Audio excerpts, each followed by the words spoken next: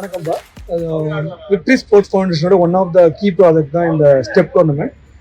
Step in sports talent enhancement program.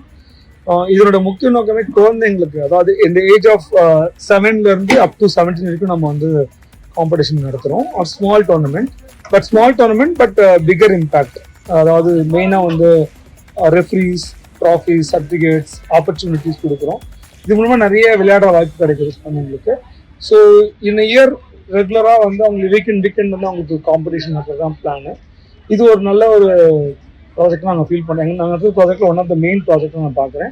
So இதில் parents, coaches, அப்புறம் எல்லாருமே சப்போர்ட் பண்ணுறாங்க, ஸ்டூடெண்ட்ஸ் எல்லாமே. அதனால தான் வந்து நல்லா பண்ண முடியுது. So thanks. நிறைய டோனர்ஸும் ஹெல்ப் பண்ணுறாங்க.